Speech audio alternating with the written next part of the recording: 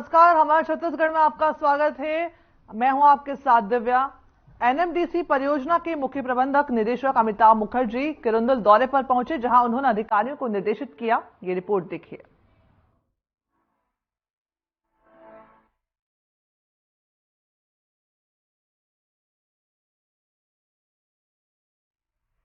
NMDC परियोजना के मुख्य प्रबंधक निदेशक अमिताभ मुखर्जी किरंदुल दौरे पर पहुंचे, जहां उन्होंने किरंदुल में हो रहे विकास कार्यों का अवलोकन किया।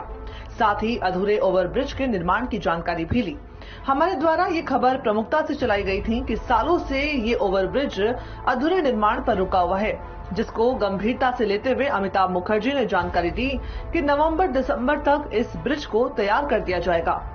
उम्मीद करते हैं नवंबर-दिसंबर तक तैयार हो जाएगा। रेलवे के पास है प्लान्स। उम्मीद करता हूँ कि नवंबर-दिसंबर तक पूरा तैयार हो जाएगा। और क्या जितने क्वार्टर्स बन रहे वो देखा। तो बाकी हम अपने अधिकारियों और अपने जो वर्कर साथी हैं उनके साथ बहुत परेशानी होती है। अभी जैसे पटरी पार करके आ रहे हो, जब गाड़ी लगी रहती तो क्या करते हो? सीढ़ी से आती है। सीढ़ी तो बहुत पुरानी है। हाँ। तो उसका क्या है फिर? सीढ़ी जब पुरानी है, जब बहुत जगह इस बार चेंज करना है तो कैसे करते हो फिर? वही से आते हैं। कीचड़ हो जाता है बारिश में। भी जैसे जा रहे हो रास्ता पूरा कीचड़ भरा हुआ है, क्या करते हो उसके लिए? बहुत बार फिसल जाते हैं। बहरहाल इस आश्वासन से उम्मीद यही है कि यह ब्रिज जल्द से जल्द नवंबर-दिसंबर तक बनकर तैयार हो जाए और लोगों को इसकी सौगात मिल पाए।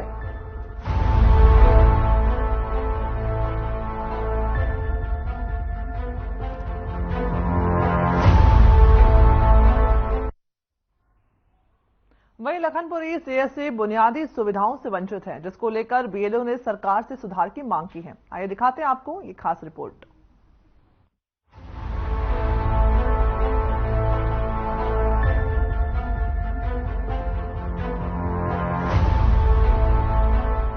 सरगुजा जिला अंतर्गत अंबिकापुर से 25 किलोमीटर दूर पर लखनपुर स्थित है, जहां से नवनियुक्त एमएलए राजेश अग्रवाल हैं, जिन्हें जनता ने सराखों पर रखकर उनको मौका दिया। विगत 15 सालों बाद वापसी करने वाले बीजेपी सरकार से लखनपुर की जनता ने बहुत सी आस लगाई है, जिसके अंतर्गत लखनपुर सीएससी भी है। यहाँ के बीएमओ डॉक्टर पीएस मार्को ने बताया कि यहाँ बुनियादी सुविधाओं की कमी है।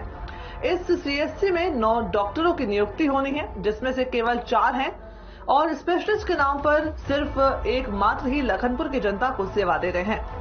उन्होंने कहा कि अगर लखनपुर की जनता को बेहतर सुविधा देनी है तो 9 डॉक्टरों की नियुक्ति होनी चाहिए। खास तौर पर एक महिला डॉक्टर बेहद अनिवार्य है, जिससे कि महिला पीड़ितों को अच्छी सुविधा मिल सके।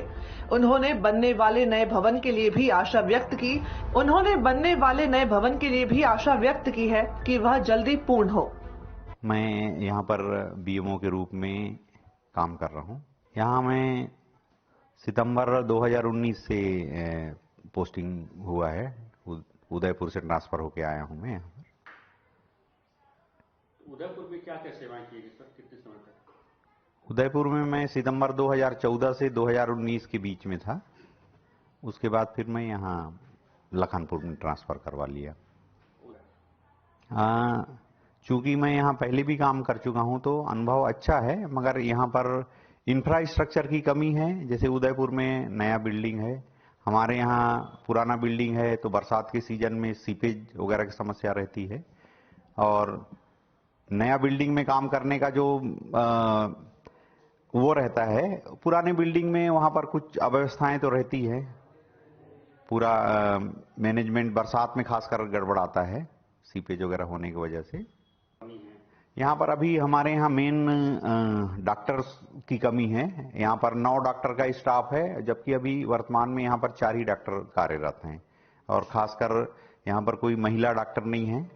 महिला डॉक्टर का होना अति आवश्यक है। और स्पेशलिस्ट के रूप में खाली मैं यहाँ पर हूँ, बाकी पूरा स्पेशलिस्ट का सेटअप यहाँ पर खाली है। यहाँ पर जैसे सोनोग्राफी वगैरह अगर हो जाता ब्लॉक लेवल में, तो गर्भवती महिलाओं को जो अंबिकापुर जाना पड़ता है, वेट करना पड़ता है, वो नहीं होता।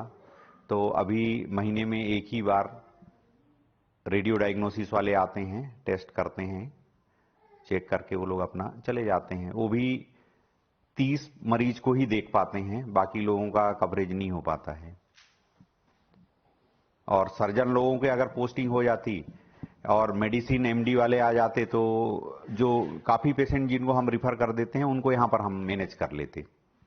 नहीं, ट्रेनिंग वगैरह तो समय समय पे जिला लेवल पे होते रहता है, जैसे स्टाफ नर्स का, बाकी स्टाफ का, डॉक्टरों का भी समय समय पे ट्रेनिंग होते रहता है। जैसे अभी पीपीआईयूसीडी का ट्रेनिंग है जिला में, और डॉक्टरों का भी है, उसमें डॉक्टर मुरली मनोहर का नॉमिनेशन हुआ है, पीपीआईयूसीडी का ट्रेनिंग है। तो ट्रेनिंग बीच बीच में लगते रहता है अलग अलग प्रोग्राम का। यहाँ पर हम लोग मांग नया बिल्डिंग का ही था, तो नया बिल्डिंग का सैंक्शन हो गया है, काम भी है, अधूरा निर्माण आधा से ज्यादा हो गया है, फिनिशिंग वर्क बाकी है।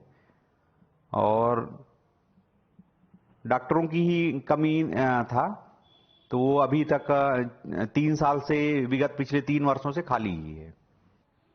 वर्तमान में हम सरकार से यही अपेक्षा करते हैं कि यहाँ जो स्टाफ की कमी है वो पूरा किया जाए, खासकर डॉक्टरों की, और बाकी 4th क्लास की है, ड्रेसिंग रूम की है, स्टाफ नहीं है। ये अगर हो जाता तो बेहतर तरीके से काम चलता। एम्बुलेंस वगैरह नहीं है हमारे यहाँ, सब कंडम हो गए हैं। 2005 का एम्बुलेंस दिया हुआ है, सब कंडम स्थिति में है, वो धक्का प्लेट गाड़ियां हो गई हैं, हम उनको ऐसा करके चला रहे हैं। हाँ, अगर मरीज आते हैं तो बीच बीच में आरोप भी लगते रहते हैं कि आप ये सुविधा नहीं दे पा रहे हैं, मरीज को अच्छे से अटेंड नहीं कर पा रहे हैं। मिसबिहेव का वो होता है नर्सिंग स्टाफ के द्वारा कि आपके नर्सिंग स्टाफ में कुछ नर्सेज हैं जो मिसबिहेव करते हैं, तो उनको सुधारा जाए। ये हमको वर्तमान विधायक महोदय के द्वारा सख्त इंस्ट्रक्शन दिया गया है कि आप व्यवहार में परिवर्तन लाए, टाइम पे कर्मचारी लोग रहें, इसका सख्त हिदायत दिया गया है। सिक्योरिटी के नाम से तो कुछ भी नहीं है यहाँ, दरुहा रुहा लोग आते हैं तो बड़ा अप्रिय स्थिति बन जाता है। अभी 5 दिन पहले ही यहाँ 2 दरुहा आ गए थे, वो सिस्टर लोगों से बदतमीजी कर रहे थे, तो हमने जीवनदीप समिति से एक नाइट में एक वैकल्पिक रूप से व्यवस्था किए हैं जीवनदीप समिति के माध्यम से। तो फिर सुबेरे उनको थाना में पुलिस सिपाहियों को बुला के फिर भेजे हैं। तो इस टाइप का बीच बीच में कई दफे अप्रिय स्थिति का सामना करना पड़ता है हमको।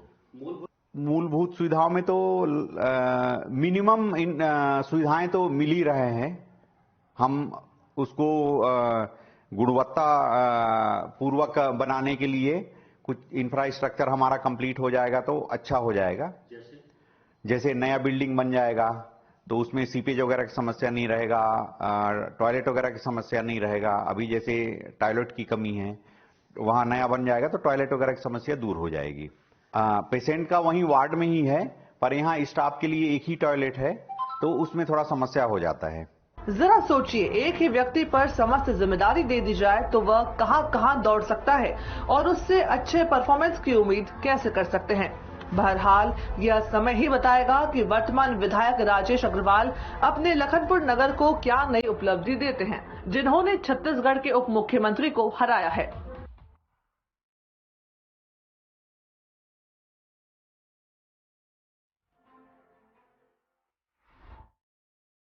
वहीं छत्तीसगढ़ के बीजापुर में नक्सलियों के क्रॉस फायरिंग में 6 माह की बच्ची की मौत हो गई, जिससे कि परिजन बेहद नाराज हैं। इसको लेकर रैली करते हुए परिजन जिला कलेक्ट्रेट पहुंचे, लेकिन उन्हें बीच में ही रोक दिया गया। आइए दिखाते हैं आपको ये रिपोर्ट।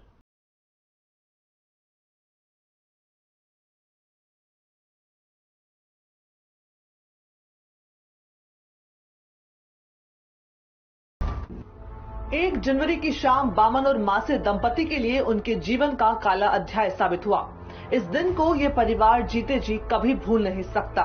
मुतवेंडी गांव, जहां सुरक्षा के साए में सड़क बन रही है, 1 जनवरी की शाम इसी गांव में बंदूक से निकली एक गोली ने 6 माह की मासूम से उसकी जिंदगी छीन ली थी।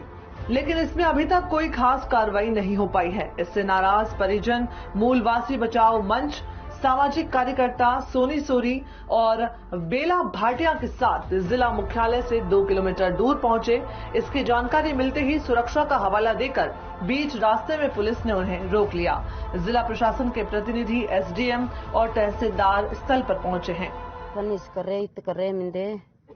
गाड़ी नोर के तोड़ अग्निश मनुटू गाड़ी वाइन ताए से तान जो केतन के निस्मक्तान लोप दुवर तगा इकेटी रुमारक ना के गोली उड़ा के तोड़ पुलिस तोड़ो पिलितिन उर्गी ले निस्मक्ताना मम्मी इन जो बदले मास मरी वक्त गाड़ी मिला डिग डग किस मंजी ग कावड़ के मनागा पे पे तस्वीर तो मां वेंड विजापुर तक तोड़ो पिलितिन नरके तमाके।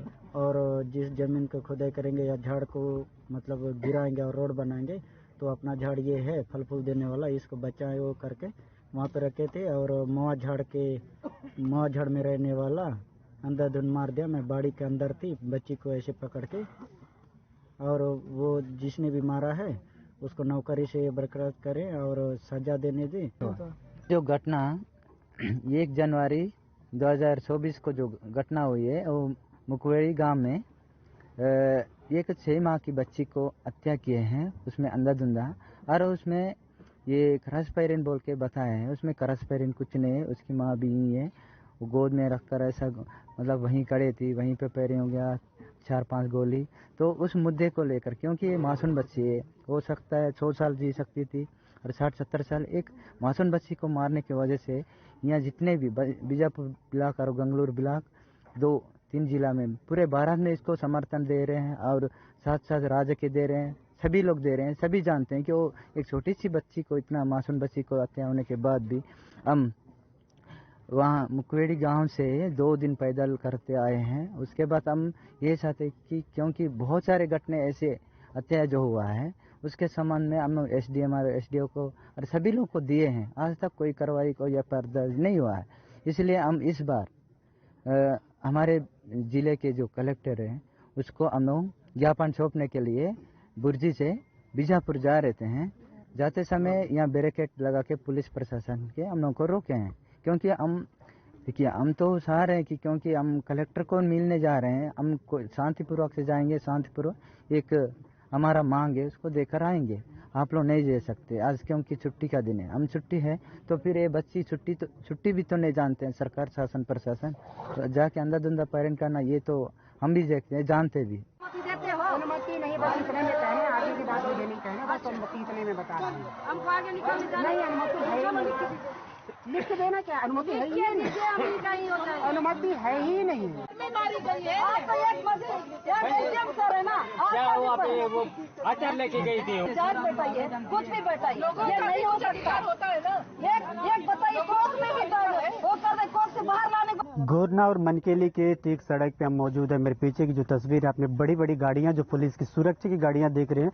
एक गाड़ियां इसलिए यहाँ खड़ी है कि मुंदवेंडी जो मंगली सोडी जो बच्ची की मौत का मामला अब शहर की ओर निकल गया। इस संगठन जो मुलवासी बचाओ मंच से होते समाज सेवक के जो लोग हैं वो उनके साथ वो अपनी मांगे या तो ज्ञापन जिला प्रशासन को देने के लिए वो निकल चुके हैं, लेकिन उन्हें सुरक्षा कारणों से पुलिस ने बीच रास्ते मुख्यालय से 3 या 4 किलोमीटर दूर है वहां पर रोक दिया गया है। सुबह अगर दोपहर से बांध के दोपहर 3 बजे से लेकर अब तक लगातार वो प्रदर्शन करते रहे। प्रशासन उनसे बात करने की कोशिश की लेकिन वो मानने को तैयार नहीं। वो चाहते हैं कि कलेक्टर से मिले और अपनी मांगों को बताए, लेकिन ऐसा सुरक्षा का हवाले के हिसाब से प्रशासन जो उनके प्रतिनिधि मंडल जो आया वो कह रहे हैं कि बिल्कुल ऐसा नहीं हो सकता। अब देखना होगा कि कब तक आंदोलन यहाँ ग्रामीण बैठे रहेंगे। और जो खबर है पिछले ग्राउंड रिपोर्ट से हमने बच्ची के जो गांव से तस्वीर है भी आपको दिखाया है, वहाँ की जिस प्रकार से प्रदर्शन चल रहा था उसकी भी तस्वीरें दिखाया। लगातार इस पूरी खबर में जब भी जो भी अपडेट होगा हम आप तक पहुँचाते रहेंगे। हालांकि अब देखना होगा कि कब मामले में जांच पूरी होती है और कब तक बच्चे को आखिर इंसाफ मिल पाता है।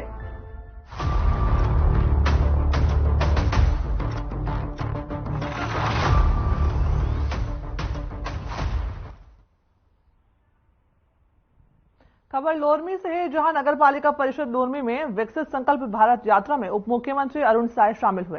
कार्यक्रम को संबोधित करते हुए कहा कि ये यात्रा पूरे भारत में संकल्प यात्रा देश के प्रधानमंत्री नरेंद्र मोदी के नेतृत्व में चल रही है और कहा कि पहले आम आदमी को भटकना पड़ता था, अब इस योजना के जरिए किसी को भी भटकना नहीं पड़ेगा। सभी विभागों के इसमें स्टॉल लगाए गए हैं, सब अपने अपने काम इसमें करवा सकते हैं। उप मुख्यमंत्री अरुण साव ने मुख्य नैतिक मूल्यों का भी आह्वान किया और साथ ही 22 जनवरी को अयोध्या में राम मंदिर निर्माण कार्य शुरू है। 500 वर्ष बाद राम मंदिर का निर्माण हुआ है। आप सभी लोरमी विधानसभा में कलश यात्रा निकाली जाएगी, ऐसा उनका कहना था।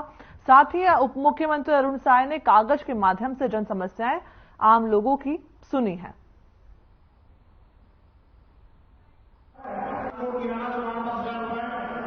लोरमी नगर में विकसित भारत संकल्प यात्रा का आगमन हुआ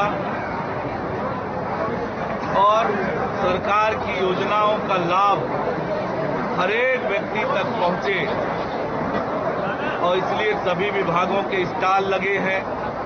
हितग्राहियों को चेक का वितरण, अन्य सामग्री का वितरण, ये सब हो रहा है ताकि ज्यादा से ज्यादा लोगों तक सरकार की योजनाएं पहुंचे।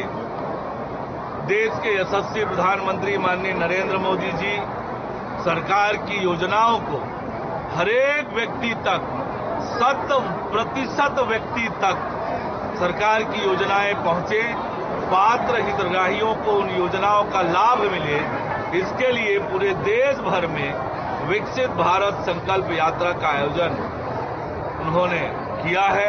निश्चित रूप से इस योजना का लाभ हितग्राहियों को मिल रहा है और 100% लोग उस योजना से लाभान्वित हो, ये लगातार प्रयास हो रहा है। आज के आयोजन में भी बड़ी संख्या में हितग्राही आए हैं जिनको सरकार की योजनाओं का लाभ दिया जा रहा है। 22 जनवरी के लिए आपने अपील किया। एक ऐतिहासिक दिन है जब अयोध्या में भगवान श्री राम के भव्य और दिव्य मंदिर के निर्माण का लोकार्पण होने वाला है। छत्तीसगढ़ भगवान राम का ननिहाल है, इसलिए छत्तीसगढ़ के लोगों में अच्छा खासा उत्साह है और उस दिवस को लेकर अपने से लोग खूब तैयारियां कर रहे हैं।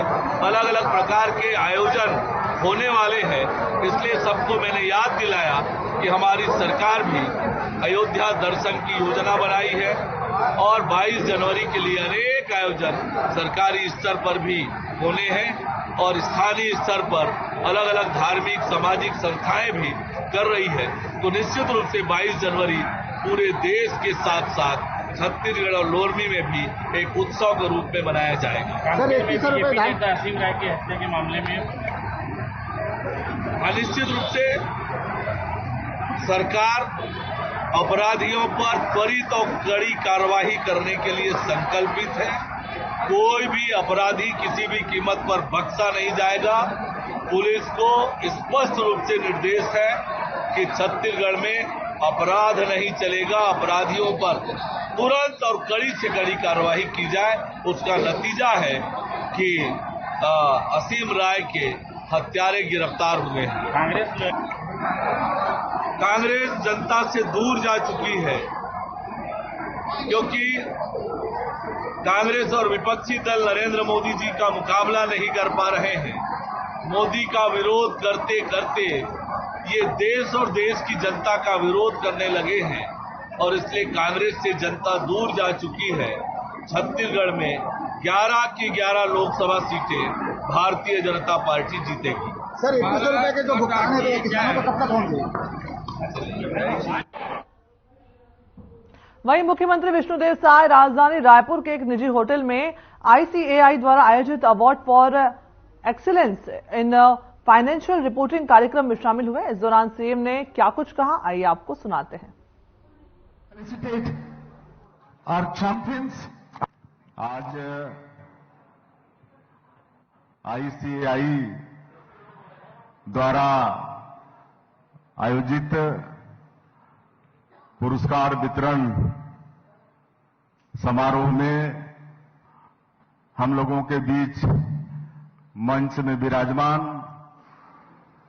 हमारे छत्तीसगढ़ सरकार के मंत्री और कई बार के विधायक आदरणीय श्री बृजमोहन अग्रवाल जी,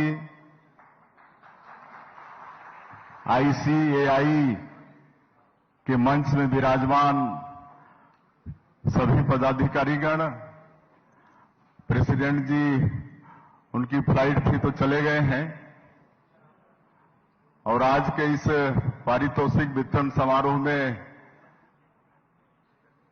पूरे देश भर से हमारी कंपनी, विभिन्न संस्थाओं से आए महानुभावगण,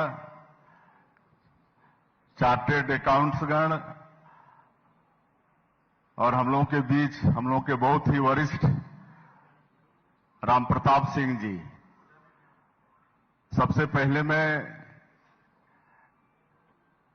ICAI का आभार व्यक्त करना चाहूंगा, जिन्होंने इस पारितोषिक वितरण समारोह में मुझे आमंत्रित किया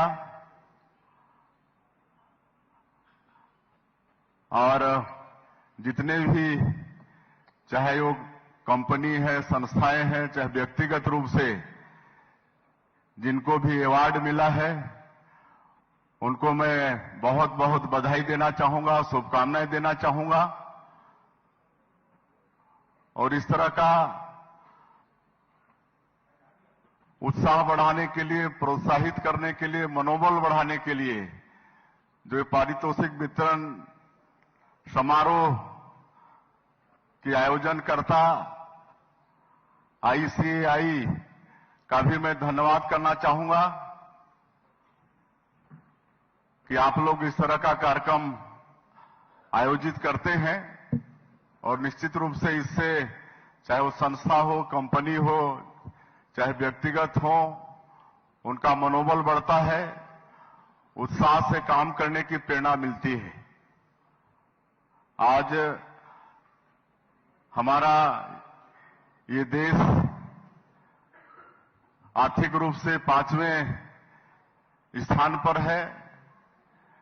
10 वर्ष पीछे जाए तो हम लोग 10वें स्थान पर थे, और हमारे देश के यशस्वी प्रधानमंत्री जी का संकल्प है कि आने वाले 2047 तक हम अपने देश को तीसरी इकोनॉमी के रूप में स्थापित करेंगे।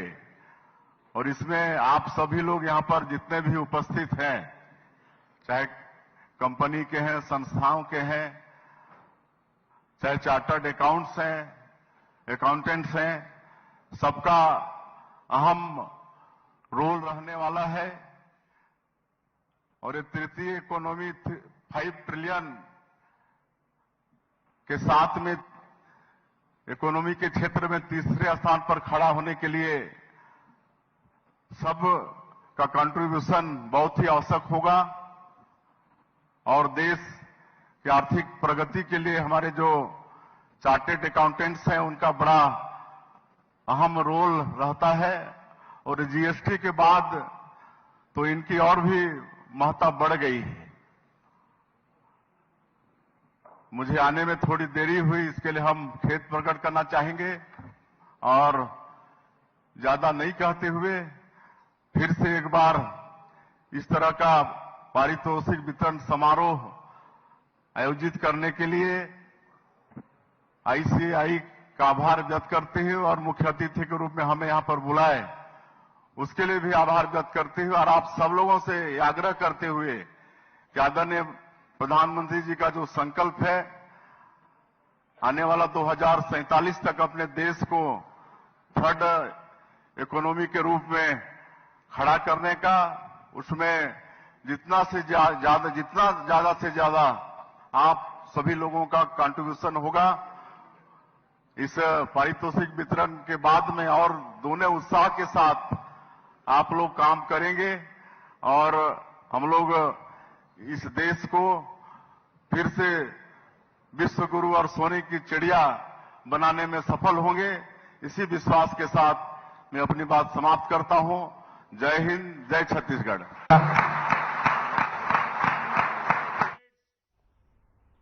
हमारे छत्तीसगढ़ में फिलहाल इतना ही। मुझे दीजिए इजाजत। नमस्कार।